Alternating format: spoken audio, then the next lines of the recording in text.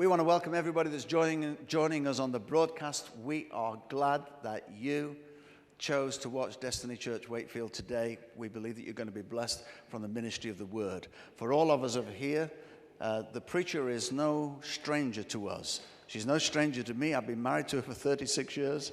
She is a woman of God. What you see is what you get. With Rachel, she is a blessed woman, an anointed woman. This is not just a woman who can share a little word. This is an anointed woman of God with a word to bless you. So will you open your hearts? And come on, let's give a big welcome to Rachel as she comes and shares the word.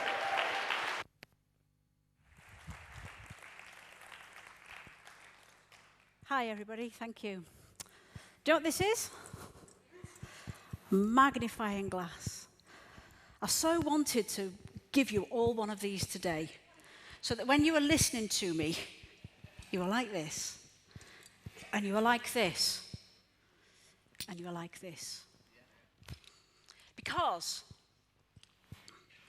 God is so big and awesome, there's no way I am going to be able to do him justice.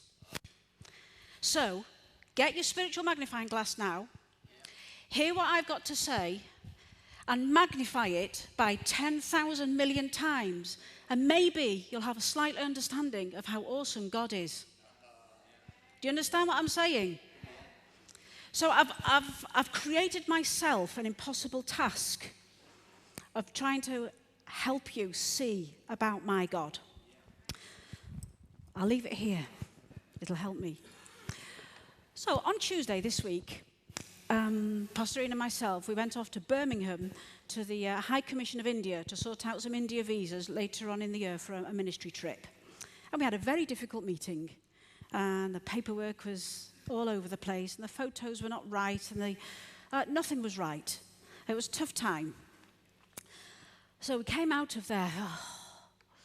Let's go and have a cup of tea.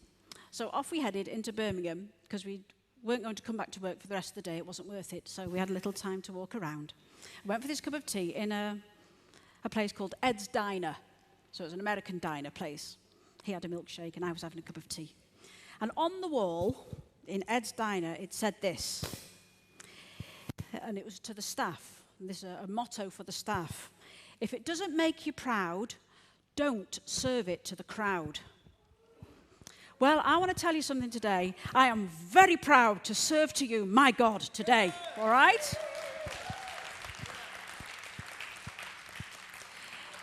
In Exodus chapter 15 and verse 11, Moses and Miriam, they'd crossed the Red Sea and they made this song. And I'm not going to sing.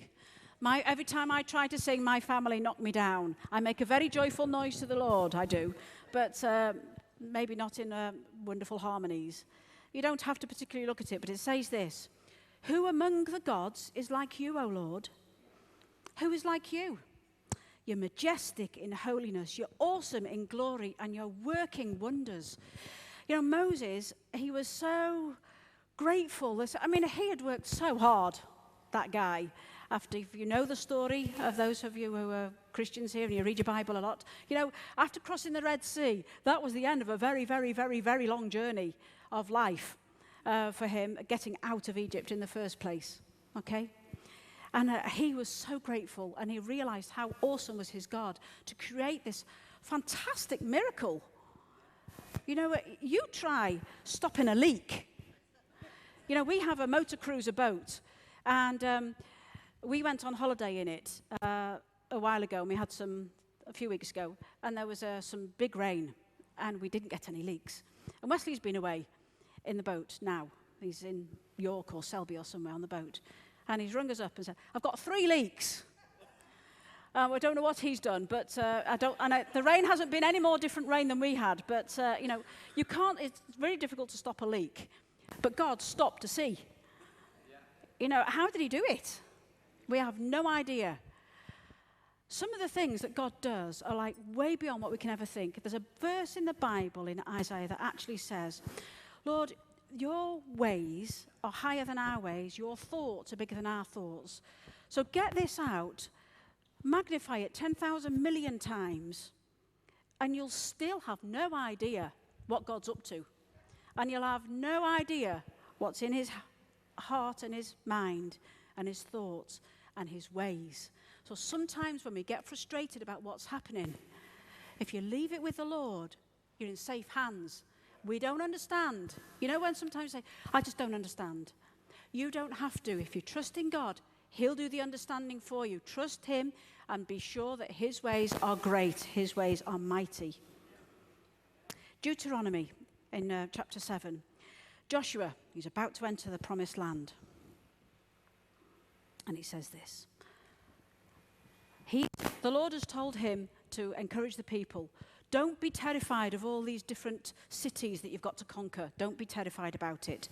Don't be terrified by them. For the Lord your God, who is among you, is a great and an awesome God.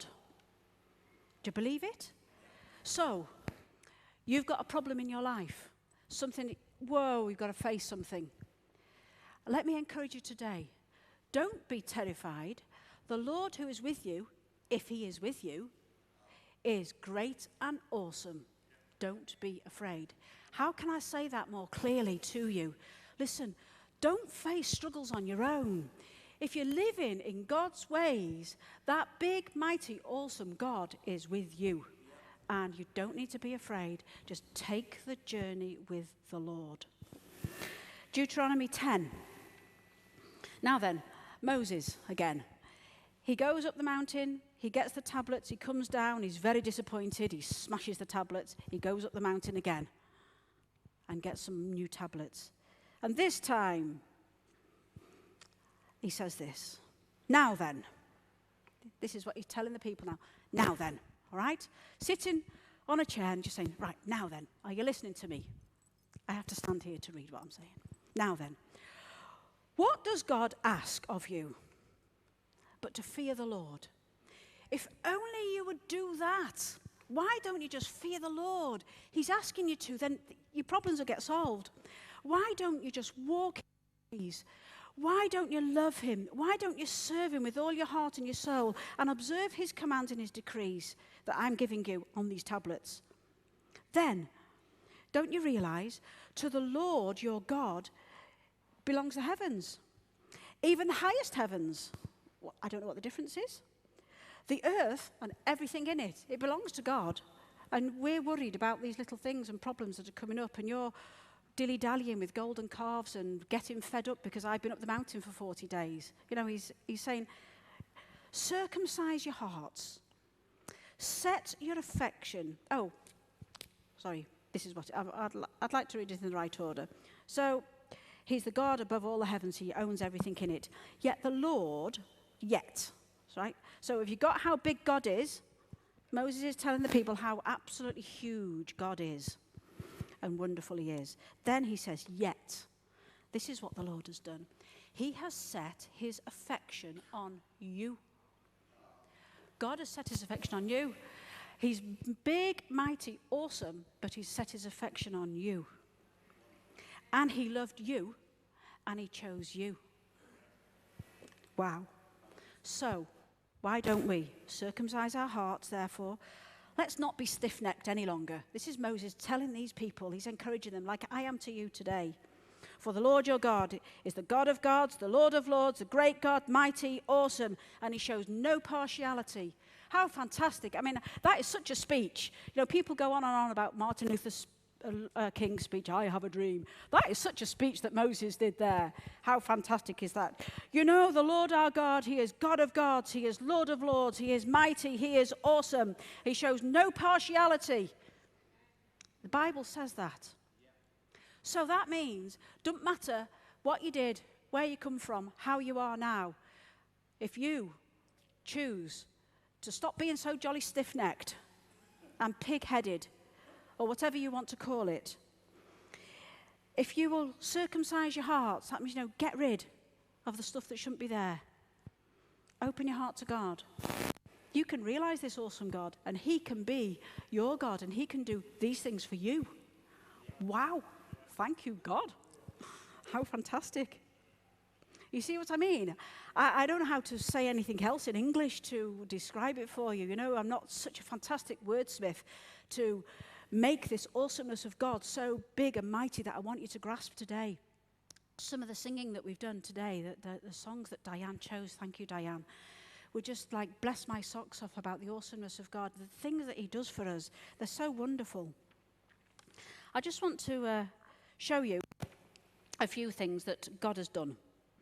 So I was in the office the other day, and there was just Steve and I in. I was sitting quietly, and I said to Steve, oh, it's gone really quiet in the office. I'm just going to spend a bit of time looking at some stuff ready for Sunday.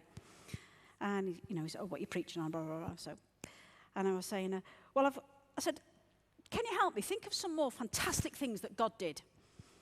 So he went on the internet, and it came up with 10 things, the 10 most fantastic things that God did, that people say that God did. And I'd already got 5 of them down. So, you know, it was like, yeah, I'm in tune with the world, basically. So the first one was the crossing of the Red Sea. Well, it wasn't the first. One of them was the crossing of the Red Sea. I've already described that to you about, you know, how marvelous that is, that people could walk across on dry land. What a miracle. Another one was the feeding of the 5,000. Pastor Ian was talking to us quite a bit of that last week, I think it was, about, you know, you've just got these 5 bread buns. You know, think of the barbecue on Wednesday. 5 bread buns on the table. 2 fish. Don't know, do you think they were sardines or trout or something? Whatever you like to barbecue fish-wise. We're not having fish on Wednesday, but, you know, think of that right. So all that's on the table at the back there. And Chris Schofield, he's flipping these 2 fish, and he's got 5 burgers, and we walk in. And then we've got a family of 6 people from the Czech Republic coming to stay with us this week, tomorrow. So there's 6 of them coming. So that's Pastor and myself and 6. And then you're turning up. So that's another 200 or 300 people. And Chris has got 5 bread buns to put the 2 fish inside. And God fed 5,000 people plus. That is a miracle. God did these things because there was a need at the time. And whatever the need is in your life, God can do a miracle for you. When we believe, when we circumcise our hearts, when we stop being pig-headed, when we open our hearts to the Lord. He did so many miracles. He healed the deaf people. He healed the blind people. He cast out demons. He did so much. Did you know that Joshua was fighting a battle? This was one of the 10. Joshua was fighting a battle. And he wanted to finish it off that day. But there wasn't enough time in the day. So God stopped the sun for a whole day. And you think, yeah. You look back in history, and the scientists will, it's all recorded there, that there's this anomaly of one day, of when the sun stayed out for an extra day, just so God is not fazed by time. If you need more time, God, but we don't know how or why, because don't forget, his ways are higher than our ways, his thoughts are higher than our thoughts, so don't try and work it out for God. Pastor and I, when we're praying, it's so hard to stop giving God suggestions of how he could sort out our problem for us. Lord, it would be great if you could just do this for us. You know, and Lord's probably laughing his socks off somewhere, saying, yeah, but I've got this much better idea. They have no idea. So just trust him with your problem, and he'll sort you out. He's in control of governments. He can make things change. He's in control of your finances. I started to think about then the greatness of God. You're sitting very quiet. We've said it once before, but can I remind you, can we say together, our God is awesome? You ready? Our God is awesome. Good, as long as you're remembering that. You're remembering 10,000 million times than you could ever even think about it. That's how awesome he really is. So in 1 John 3, how great is our God? How great is God's love for you? So I'm going with a few little points here. How great is God's love for you? He lavished it so much on us that we could be called children of God. This is the God that created the heaven and the earth in the first place. And he just said, let there be light, and there was. You know, these scientists are so excited that they can look at Pluto and find some details. I mean, some people's brains are absolutely incredible, aren't they? That these scientists have made this machine to go up there into space and for it to stay there and then to take photographs and bring it back to Earth. You know, I struggle with my iPhone. You know, my daughter keeps saying to me, Why are you paying for an iPhone? All you ever do is take photographs, send texts, and look at emails. Why? What have you got an iPhone for? Don't you realize it could do this, this, and this, and this, and this iCloud, and all sorts of things that don't have much understanding of. And these people, these scientists, have made these massive discoveries and stuff all the time. But you know what? The things that they discover, they were already there. And you know when there's new species of animals being found all the time, and you know what? They were already there. How great is our God? That's how great he is. I watched a lovely program on the TV the other day. It was called Super Mums. I don't know if anybody watched it, or Super Parents. I think it was called Super Mums. And it was about animals. It was a lovely nature program about how in the animal kingdom certain animals look after their young and care for them. And some of them at great sacrifice. And it was a lovely nature program. And just the instinct of how that mother looked after the baby, and it's instinct. And you know when a baby's born, we all coo and goo over gorgeous baby, and it's there, and it's got 5 fingers and toes and a nose and ears and eyes, and all that cell division that's going on inside the mother's womb for 9 months is absolutely incredible. How does that happen? It's amazing. God created the heavens and the earth and everything in it. Wow. That's how it happened. Let's do a bit more believing in how great our God is. Let's magnify him. Let's make him bigger in our thoughts. This is our great God. Salvation. How great is your salvation? In Hebrews 2, it says that we shouldn't ignore our great salvation. Don't ignore your salvation. For some of you here today, you might not even know what I'm on about. Well, we're on about God's love for us. That's what we're really on about, and how great our God is and his love for us. He sent Jesus and he died for us. God did a fantastic thing. He sacrificed somebody that he loved very, very, very, very, very much. But he loved us. And we've got this fantastic salvation now. Don't take it for granted. God's faithfulness. There's so many verses in the Bible about faithfulness. I chose one from Lamentations. Then I thought, it's a bit of a dirge book, is that? But there's also some good bits in it that Jeremiah encourages people with. So, because he was having a little moan. And then he said, "This I call to mind, and therefore I've got some hope." And this is what he calls to mind. And this is where he gets his hope from. He says this: "Great is your faithfulness, Lord." Well, no, that's at the end. "Lord, your love is so great that we're not consumed. Your compassions, they never fail. They're new every morning. Great is your faithfulness." So a day comes, a day goes. And the next day, God starts all over again with his love, his compassion, his faithfulness to us. Day after day after day after day when we trust in him. And Jeremiah, he was encouraging himself and the people he was talking to that we've got that hope. Don't worry. This has happened, this has happened, this has happened, this has happened. Have you still got your hope in this awesome God that we serve? Peace. In Psalm 119, it says, "Great peace have they who love your law. Nothing can make them stumble." There's something about the peace of God that I value so much. As Steve was talking today about the value of stuff. The peace of God. I see people in the world really struggling with stuff in their lives. And I struggle with stuff in my life. It's not all rosy. And the peace of God is there, though. It's like a solid rock you can stand on. And God gives us that. How awesome is he? The world's whizzing around us, doing all its stuff to upset us, and losing your job and losing your marriage and losing your friends and not having enough money and stuff of life. And God sends his peace amongst all of that. How great and awesome is God's peace to us. And then God can make me great. It's in some verses from Samuel. David, he sings a song. I'm not going to sing again. And it's a song of praise to the Lord after he's been rescued from Saul. And he sings this lovely, lovely song about, because, in the Psalms, book of Psalms is full of lots of David's songs and poems. But this one is in Psalm, and he says, "As for God, his way is perfect. Who besides God is the Lord?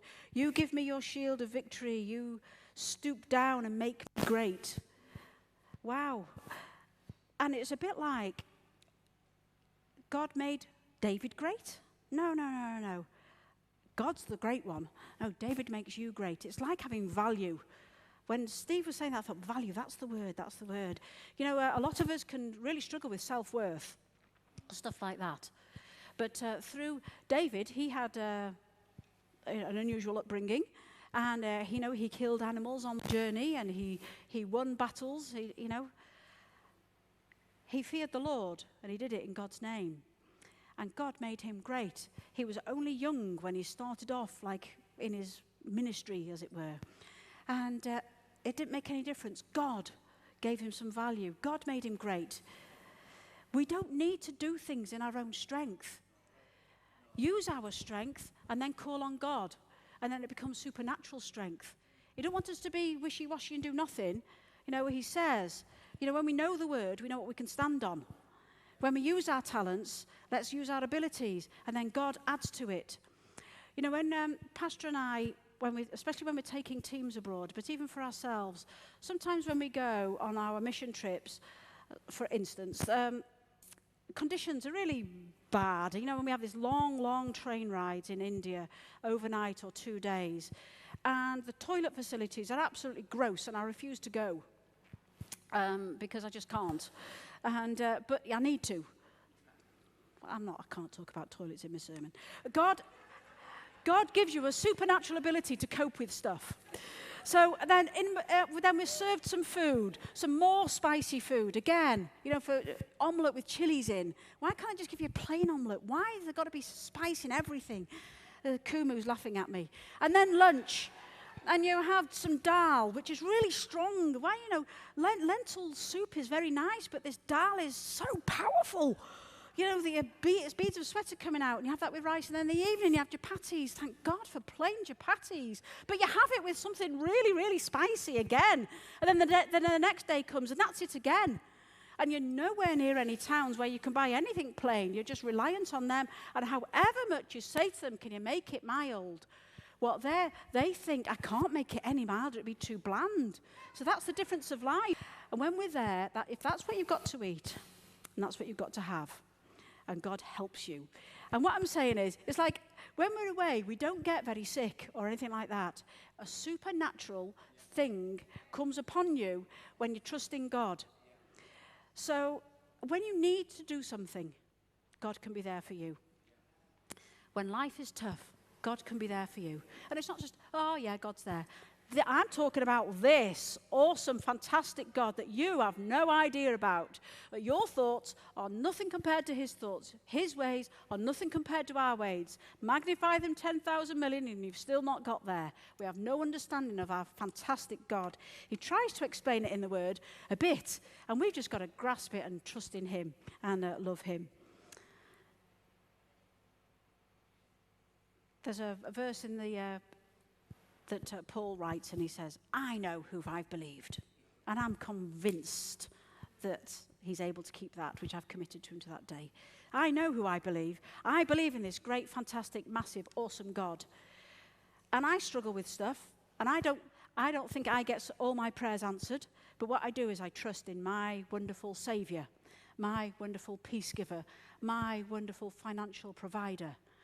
Don't be stuck for finance. God will meet your needs. There was a lady, she had nothing left, and he said, pour out the oil to make me some bread. And the oil kept pouring forevermore. And then she had enough money to go and sell stuff, get rid of all the debts, and then to live on. Life turned around. God provided some money inside a fish for the taxes for Peter, or one of the fishermen. God provides. He's faithful.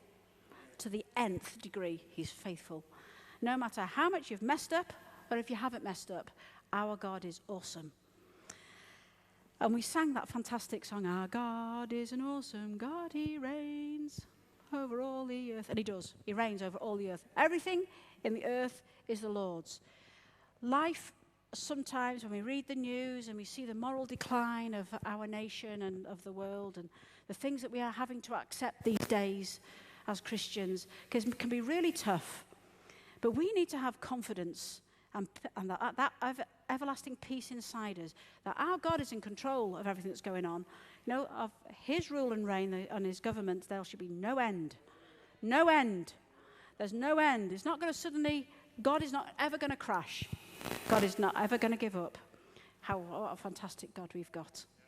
So, as Ed in the diner said, if it makes you proud, if it doesn't make you proud, don't serve it to the crowd. This makes me proud, and I'm serving it to you, and I want you to go out there and tell all your friends about your fantastic God.